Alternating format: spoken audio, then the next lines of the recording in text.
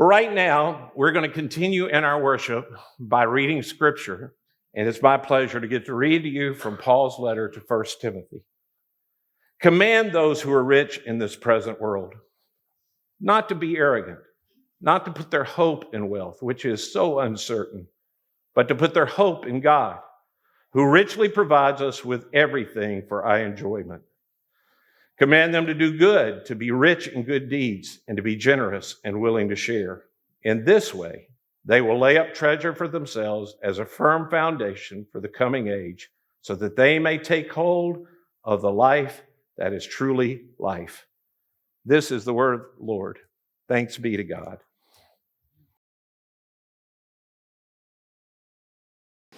Well, good morning, everybody. My name is Nathan. I'm on staff here at the church. And get us started, I want to ask you ever been to a place, like to a restaurant or to some event, that was so nice, it was so fancy, you wanted to kick yourself out of the event? Like you thought, I do not belong here. This is for somebody else, some rich person, some fancy person. It's just not me.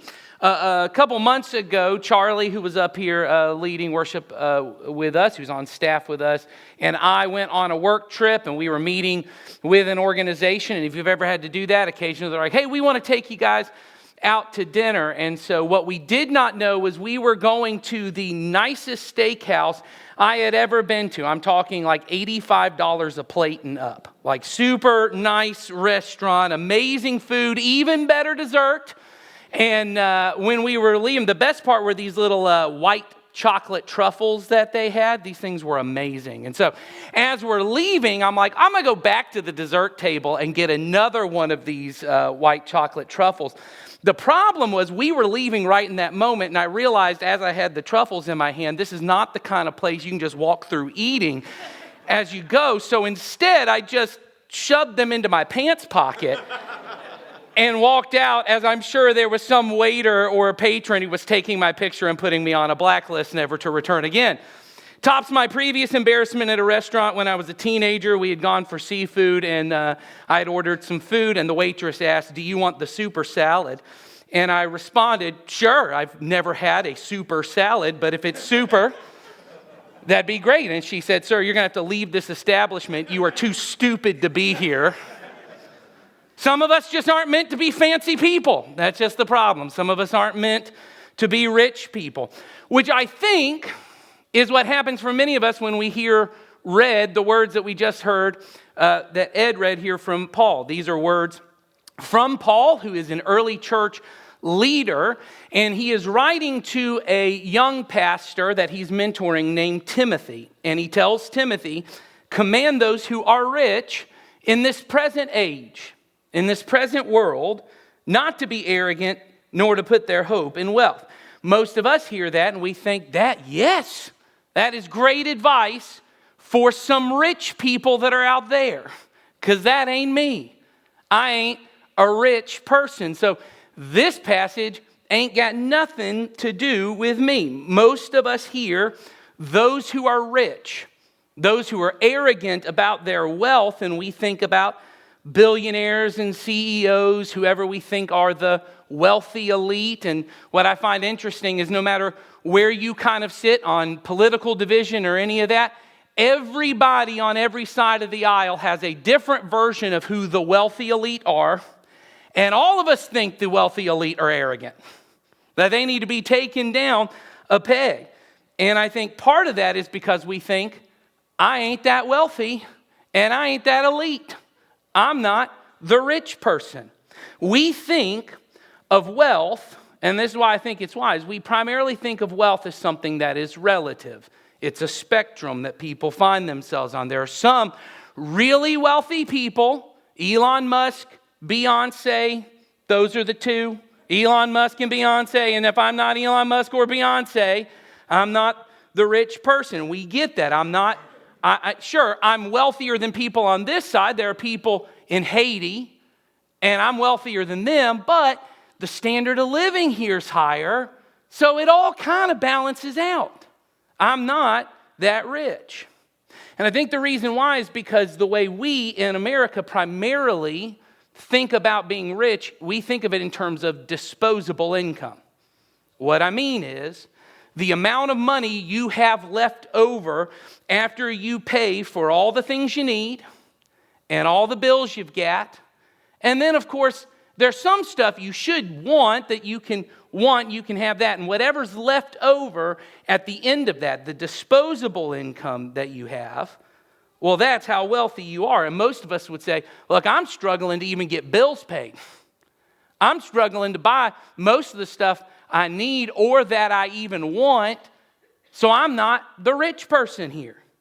We think of wealth primarily, and this is what disposable income is, we think of it primarily as the ability to buy more stuff. It's not the amount of stuff I already have. It's how much more stuff can I buy if I wanted to buy it. In the ancient world, that is not how they measured wealth. When Paul is writing to the rich, he was not primarily talking about cash flow. That is not the way they would have thought of wealth. They measured wealth in terms of what you already own, what you already have at your disposal. So don't think of wealth, when Paul talks about it, purely as the amount of money in your bank account or how well you're doing compared to someone else. The car you drive is wealth. And I don't mean how nice the car is. I mean the fact that you have a car. And in fact, if you've got 2 cars in your household compared to the rest of the world, you are incredibly wealthy. Your home is wealth. Turn to somebody next to you and just take a guess. What is the average home size in square feet in the world? Just turn to somebody next to you and just take a guess. What do you think the average home square footage is? All right, who guessed around 1,000? Somewhere around 1,000. You guessed way too high. It's around 600 square feet.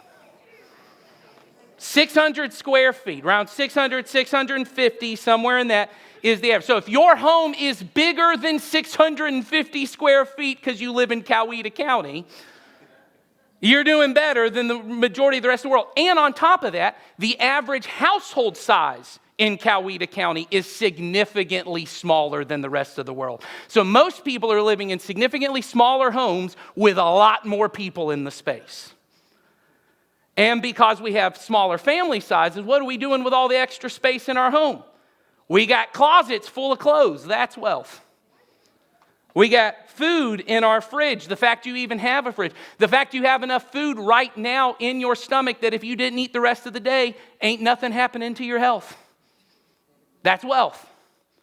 The storage units we have, the land we own, the money we have tied up in investments, the vacations we go on. All of these things are wealth. Now, they subtract from our disposable income. That doesn't mean that it's not wealth. And I think we all get this intellectually. Yeah, I don't even have to tell you America is the richest country in the history of the world. You know that. The problem is we don't feel rich. The problem that we come into when we read the words of Paul is not that we're not rich. It's that we have to convince rich people you are rich because we don't feel it. When I pay my bills and I look at my bank account, what I feel is stressed. What I feel is anxious. I might even feel embarrassed. I don't feel what Paul says. I don't feel arrogant over my wealth. And I want to acknowledge that because there's a lot of research that has been done that even though Americans who, like I said, on average, are wealthier than 90% of the world's population, we deal with just as much depression and anxiety around our finances as anyone else. Worse, we feel a lot of shame because we know we got handed more money than everyone else. And we still feel just as stressed as everyone else. So what I want you to hear today is not about anyone trying to make you feel guilty about your wealth or tell you how bad everybody else has it. Not that you got it so well. This is not to make you feel ashamed or stressed if your finances are tight right now, but it is to help us see God has blessed us beyond measure. God has blessed us beyond measure. And that is something, as Paul would say, that is for us to enjoy. That we should be filled with joy over this. Paul says, command those who are rich in this present world not to be arrogant, nor to put their hope in wealth, which is so uncertain, but to put their hope in God, who richly provides us with everything for our enjoyment. He didn't provide it with you so you felt terrible about yourself with it. God has richly provided those who are rich, us rich people in this room, with wealth for our enjoyment. And so today is about saying, hey, you are richer than you think you are. You are wealthier than you probably feel like you are. And that is not something to feel intense amounts of guilt or shame about. It is something to take joy in. It is something that we are to praise God for. It should lead us to overflow with gratitude and to delight in His goodness for us. And so, before we move on, I want us to take a moment to just be thankful to God for all His blessings. And Ed is going to come and lead us in that.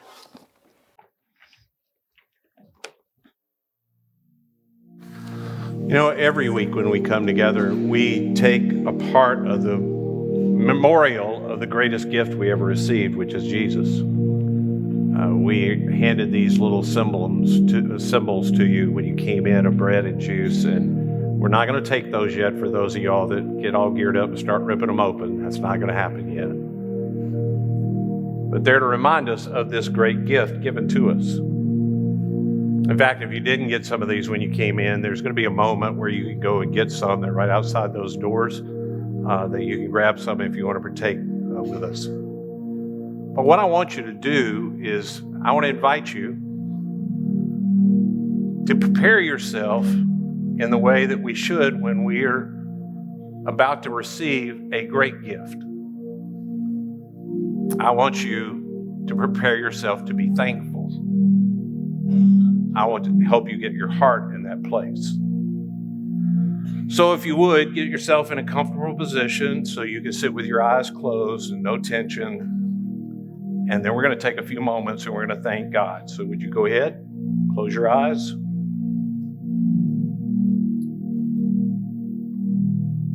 Father, all of us at some place in our heart know that we have been blessed beyond measure.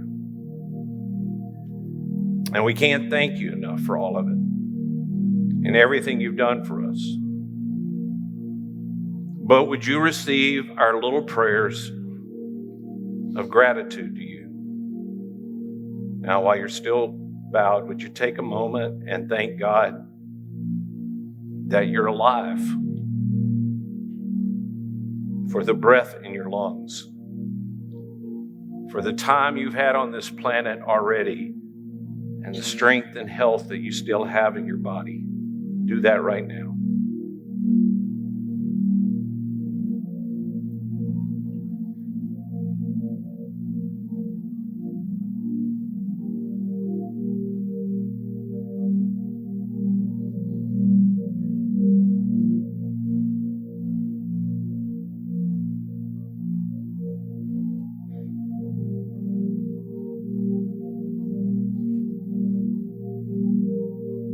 Now, would you bring to mind the faces of people that you cherish?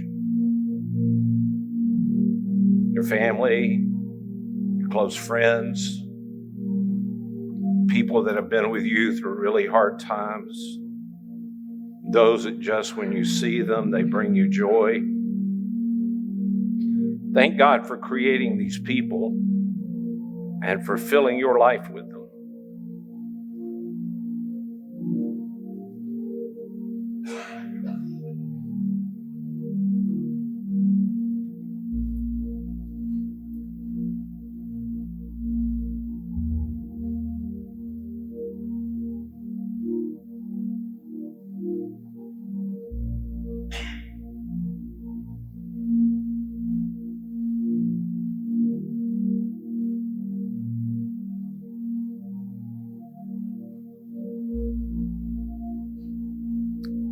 Now think about the simple pleasures of life.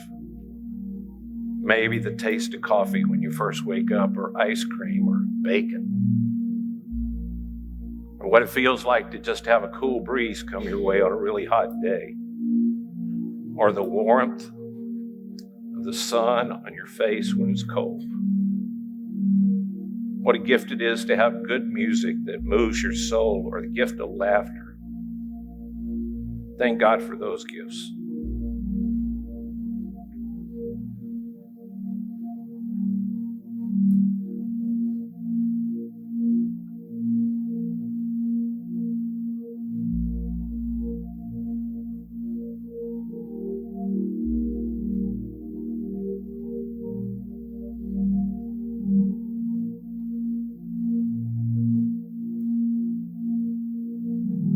Now give thanks to God for the gift of His presence, His grace, His power in our lives, His comfort when things are really hard, His joy, His peace, His love that never ends.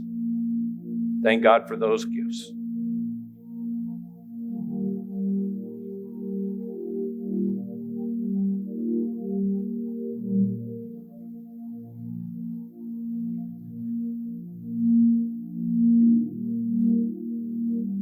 And now, give thanks to God for Jesus, who made every gift possible, for His body and blood that's been given for you to forgive your sins and offer you a whole new life with God.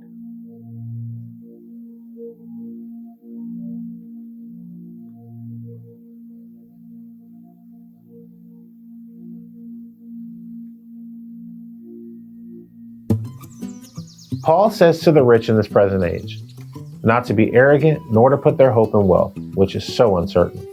Well, what is the arrogance of the wealthy? How do you put your hope in wealth? Well, let's look at a story Jesus once told. One day when Jesus was teaching, a man in the crowd called out and asked Jesus to make his brother give him his share of the inheritance. And Jesus responds, "Watch out! Be on your guard against all kinds of greed. Life does not consist in an abundance of possessions." Now, most of us don't see this as greedy. This man just wanted the inheritance he was owed. But Jesus sees something deeper in his heart that needs to be addressed. Don't begin to think life about how much stuff you can own. There's more to enjoy in this life. And then Jesus tells the man a parable. The land of a certain man produced an abundance of a harvest, more food than he can eat by himself. And so what does he do? Then he said, "I will tear down my barns and build bigger ones, and there I will store my surplus grain. And I'll say to myself, you have plenty of grain laid up for many years. Take life easy, eat, drink, and be merry." He puts his hope in wealth. If I build bigger barns to store up this food, then I'll have more than I could ever use. And then I could really enjoy my life. I'll take life easy, eat, drink, and be merry. But that's not the end of the story. But God said to him, "You fool, this very night your life will be demanded from you. Then who will get what you have prepared for yourself?" Now remember, this story came about because of a man who was arguing with his brother over his father's inheritance. Jesus ends by asking, who will get what you have prepared for yourself? It will just become something your children fight over when you're dead. This is the arrogance of wealth. The arrogance of wealth is that my wealth will produce a long and healthy and enjoyable life for me. The more I have, the more secure my future and my retirement and my healthcare will be. The more I have, the more I will enjoy my time on this planet. But Jesus' story reminds us, you don't even know when your time will run out. And so Jesus says, this is how it will be with whoever stores up things for themselves but is not rich toward God. There's a way to be rich in this present age, and there's a way to be rich towards God. And when we're rich towards God, it's a different kind of enjoyment. Imagine for a moment, this story went differently. Imagine the man sees the huge harvest his land produced and thought, this is a blessing from God. It's more food than I can ever eat in a year. So maybe all this wasn't meant for me. Maybe it was meant for me to share with those who don't have enough food for today. Imagine he throws a massive feast, and as Jesus would say in another parable, invites in the poor and the widows and the orphans, the disabled, and those who can't work. And instead of storing up that treasure in a barn, he fed those who needed it. And he has so much that people could take home as much as they needed. Don't you think that man would have still enjoyed the wealth God had given him? He just enjoyed it in a different way. In a way that would last long after the party was over. He would have stored up treasure in heaven. But instead This man fell into the arrogance of wealth. As one early church father, St. Augustine, said of the man in the story, he did not realize that the bellies of the poor were much safer storerooms than his barns. What he was stowing away in those barns was perhaps even then being stolen away by thieves. But if he stowed it away in the bellies of the poor, it would of course be digested on earth. But in heaven, it would be kept all the more safely. This is what Jesus meant when he said a little later in the story, "Sell your possessions and give to the poor. Provide purses for yourselves that will not wear out, a treasure in heaven that will never fail, where no thief comes near and no moth destroys." And it's what the Apostle Paul meant when he instructed Timothy. Command those who are rich in this present world not to be arrogant nor to put their hope in wealth, which is so uncertain, but to put their hope in God, who richly provides us with everything for our enjoyment. Command them to do good, to be rich in good deeds, and to be generous and willing to share. In this way, they will lay up treasure for themselves as a firm foundation for the coming age, so that they may take hold of the life that is truly life. There is a life that is truly life, a way to enjoy our riches and blessings in this life. But it's not in storing up more wealth in our bank accounts or our garages. It's in placing our hope in God, being generous and willing to share. This is how we truly be rich.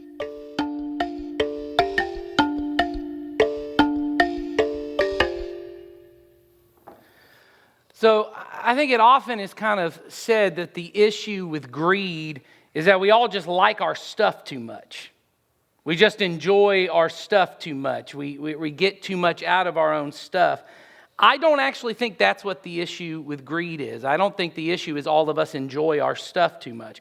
Paul says to tell the rich people, put your hope in God, who richly provides us with everything for our enjoyment. The problem is not taking joy in it. God has given us an abundance of blessings that we would enjoy the blessings he's given to us. I think the problem is most of us do not take joy in our stuff. We take joy in getting new stuff, getting more stuff. See, this Thursday, we're going to celebrate a day of Thanksgiving, and many of us are going to sit around tables with people we love, and we'll say, hey, go around and say what you're most thankful for. And in that moment, you will remember the blessings I actually care about are around this table.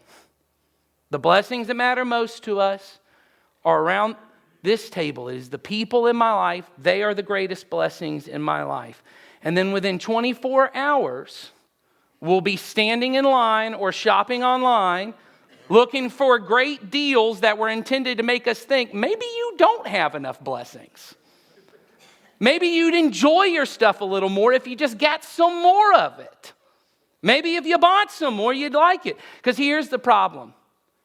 Shopping provides a quicker form of enjoyment that is a lesser form. It is a dopamine hit. And they've done these kind of studies. Every time you swipe that credit card, every time you do a little purchase, every time you put something in your shopping cart online, you get this little bit of hit of dopamine, and it feels really good. It feels like you're enjoying it. And then eventually, some of us, before the thing even gets to our home, that dopamine is worn off, and we quickly feel guilty about how much money we just spent on this thing because we feel a little too materialistic. And so our closets get full and our garages and our basement get full of stuff that at one point was just a little hit of dopamine, but now we're just feeling guilty about how materialistic we are. So then we go and we clean out all those spaces and we get rid of the stuff and we empty space so that the next time I need a dopamine hit and this is what we call it, I need some retail therapy.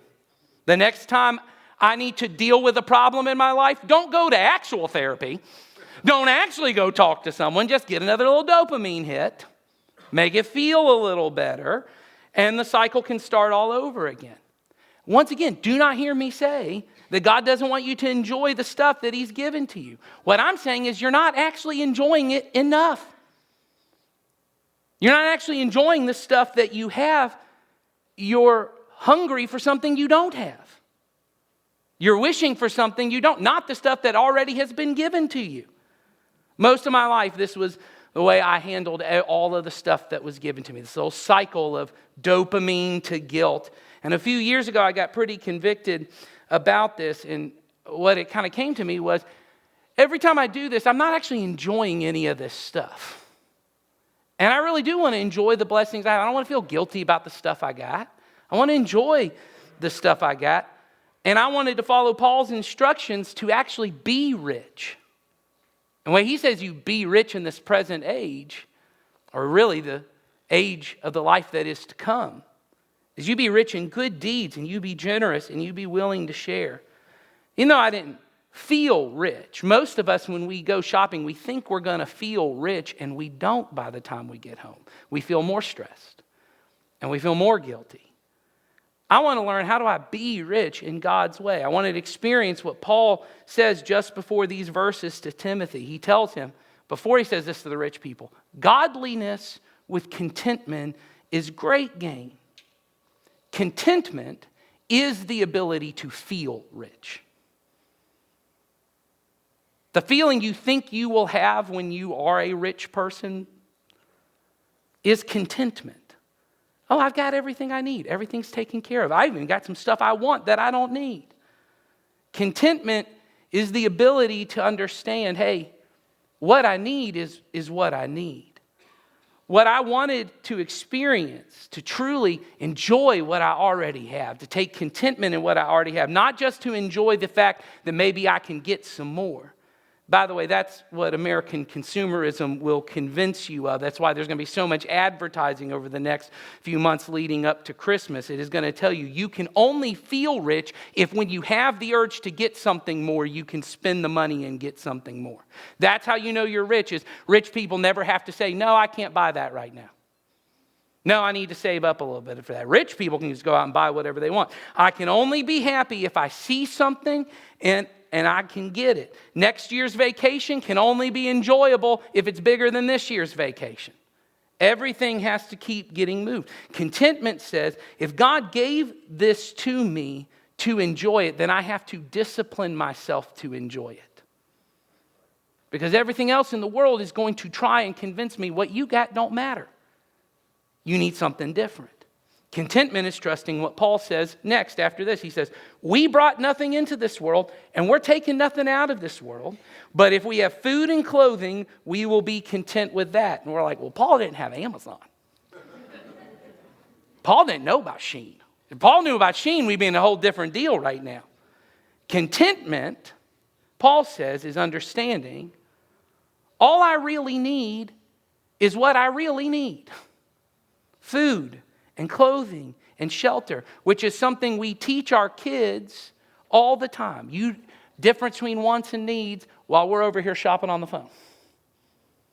The difference between wants and needs. We say everything else is just a blessing. And so when you get something that is beyond food, clothing, and shelter, what do you do with it? Enjoy it. Thank God for it. Say, what a blessing this is. It's not that I somehow become resentful for the home that I always wanted, that now that I'm in it, I go, why can't I upgrade this more? And all I notice are the things that are falling apart and that I wish were different, right? Or frustrated that my car needs a few repairs, and why can't I just get a car that doesn't ever need any kind of repairs? Or jealous that I can't take advantage of the latest sale. Contentment is that maturity that some of us don't have that says, we don't need to pick Chick-fil-A up on the way home. We got food at home. And the rest of us have become our own children who are like, the food we have at home sucks. Chick-fil-A is great. I want to go after this. And we don't see that as some kind of loss. I see the stuff that I already have as a blessing and as a gift. Here's the problem. You can't choose to be content. Contentment is also a gift. Contentment is the result of choosing to live a life that your goal is not to be rich in this present age, but in the life of the age to come. To be rich in good deeds, generous and willing to share. Which is, I have to begin with this firm conviction that God has more for me to do with my stuff than get me more stuff. He does want me to enjoy it. It is possible that getting more stuff won't make you enjoy it anymore. That just getting new stuff will not make you enjoy it, because all your old stuff used to be new stuff. And now you don't enjoy that anymore. Then maybe the way you enjoy something is you understand God gave me these blessings for more than just me to get more. He has given them to me that I could be generous and willing to share. He is longing to form within me the same heart he has. The heart of God, who, as Paul will tell us, has never withheld any good gift from us because he did not withhold his own son from us, as we just sang. Not even his own son would he withhold from us. That maybe his desire is that I would enjoy my stuff by being truly rich, generous and willing to share. That I would find more joy in my stuff, not from what I could get out of it, but what I could give to others. See, when giving becomes my priority, I naturally enjoy what I have left over a little bit more. Because you're like, look at the good I did over here with this. And then I don't feel the need to buy more. And so what actually happens is I have more disposable income left over. And then I actually feel like a rich person. I look and go, man, I have a little bit left over at the end of the month. So that's why every year around Thanksgiving we have Do Something Sunday. This is the day. It's our annual reminder to say, hey, God has richly blessed you. You are a rich person, and that is not something for you to take guilt over or shame over. It is something to enjoy. What a blessing it is that God has allowed us to be people who could be generous and willing to share. That God's plan for everyone to have what they need is that some people who have more than what they need would share with others who don't have all that they need.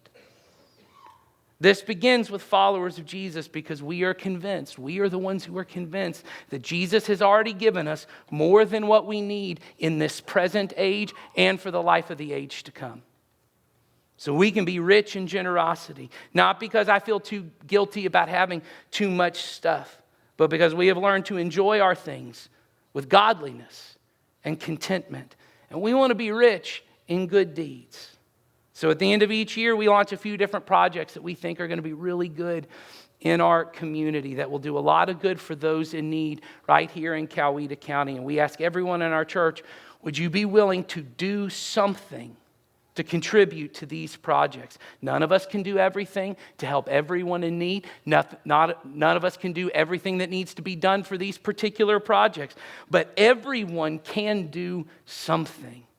And so here's what that looks like. If you've been around here all the time, you know I'm about to ask. We ask every person in our church to give $29.95.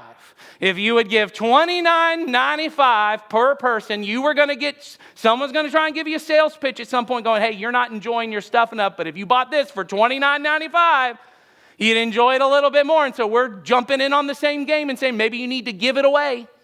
$29.95 per person in your family. And so if you've got a family of 4, it's about $120 that you'd say, hey, I'd give this away to these projects to do good.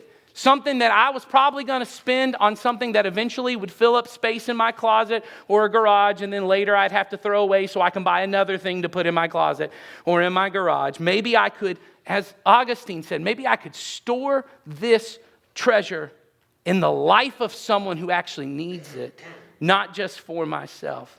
Ed has often said for years around here, we regret purchases we make all the time, but we have never regretted money we gave that did good in the life of another person. You never look back on that and go, man, I really wish I hadn't helped them. You look back and go, look at what God did. So you'll see that on your chair right now, there's a card. On the back of it, there is a QR code that will lead you to a site where if you want to go ahead, some of you I know already had planned coming into today. Hey, I'm going to be given to this. You can follow that QR code. There's a secure link there where you can give to this Do Something Fun. But I also want you to get to hear a little bit about what these projects are going to do. So while you're doing that, let's watch this together. For years, our church has been growing in our desire to do something about the problems we see in our world. Growing in our love for Jesus means growing in our care for the people He cares about. And Scripture makes it clear, Jesus has a deep heart for those in need. That's why we want to be a church that partners with Him in meeting the needs of the most vulnerable in our community. Over the past couple of years, we've been focusing those efforts at Welch Elementary through our partnership with Elevate Coweta.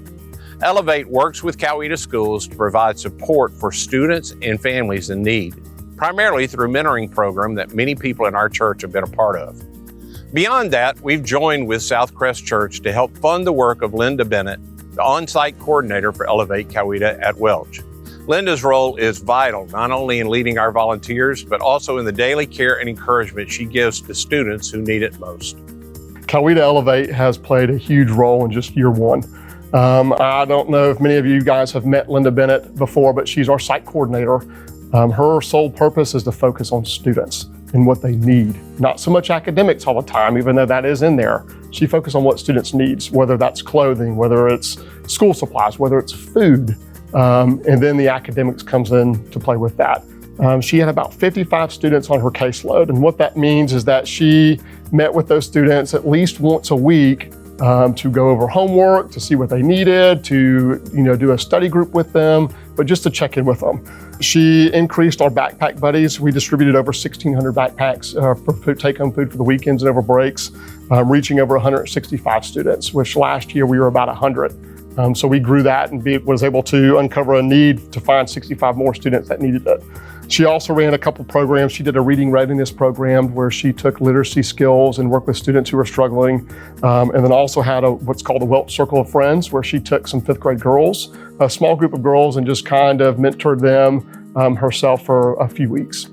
This year, we want to continue funding this incredible work that Elevate Coweta is doing in the lives of at-risk students at Welch Elementary. And we can't wait to see what God does with our simple generosity and our faithfulness to partner with Him. The other effort we're focusing our Do Something efforts on this year is here at Bridging the Gap. Those of you who have been a part of Community Christian for years know how much a staple Bridging the Gap is in our county in providing food and resources for those in need. But due to recent federal budget cuts, many of the funds nonprofits like Bridging the Gap have relied upon for years that have helped them provide relief and assistance to those in need, they're no longer available. For over a decade, Bridging the Gap has been known as a place providing hope to those in dire circumstances. And as the need has grown in Coweta County, so has the price of groceries and basic necessities. And so now, less reliable sources of funding are gone. Bridging the Gap is facing a massive need. With hundreds of clients that rely upon them each week, the cost of Bridging the Gap's food distribution is around $25,000 per week. As you can imagine, that's an overwhelming need, and we can't do everything to meet it, but we can do something. So this year with our giving, we want to bring some relief to the staff at Bridging the Gap who work so tirelessly to bring so much relief to those in need in our community. We want to help them continue to bless the most vulnerable in our community with the hope that comes from knowing where their next meal is coming from. The need's massive, and we can't do everything, but we can do something, and we can trust that God will handle the rest.